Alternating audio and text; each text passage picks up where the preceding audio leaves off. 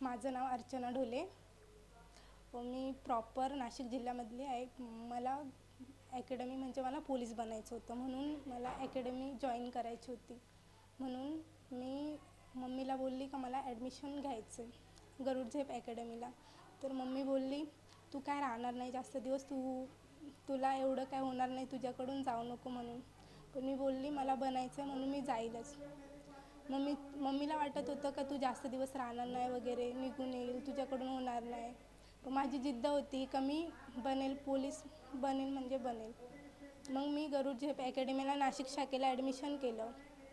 मग 1 वर्ष थांबले. मागची भरती होती त्याच्यामध्ये काही मार्काने म्हणजे ग्राउंड वगैरे व्यवस्थित नव्हतं माझं, म्हणून मी राहून गेले.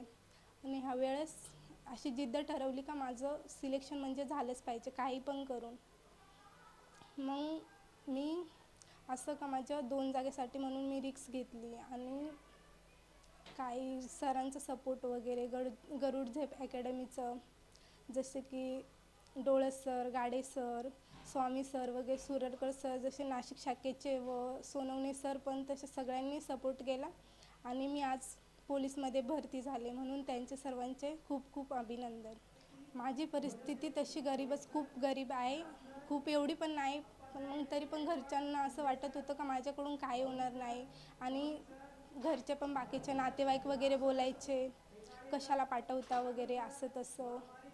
मग माझ्या मम्मी पप्पाने पण जाऊ दे, होऊन जाईल, पोरगी जिद्द आहे म्हणून करून देईल असं बोलत होते. म्हणून माझ्या मम्मी पप्पाने मला गरुड झेप ॲकॅडमीमध्ये पाठवलं आणि त्यांचं मी आज स्वप्न पूर्ण केलं. बाकीचे नातेवाईक वगैरे मित्रमैत्रिणी सांगत होत्या एवढे पैसे वगैरे भरायचे आणि बाकीच्या ठिकाणी जाऊ शकते की ना जाऊ शकते, एवढे कशा पैसे भरले तू, नको जाऊ, असं तसं बोलत होते माझे फ्रेंड्स. आता तेच कॉल करताय कसं झालं तुझं काय वगैरे. पण सगळं काय आहे ते गरुड झेप ॲकॅडमीमुळे आहे. मी आज मी घरी असती तर माझ्याकडून काही झालं पण नसतं. खरंच गरुड झेप ॲकॅडमीचे खूप खूप अभिनंदन.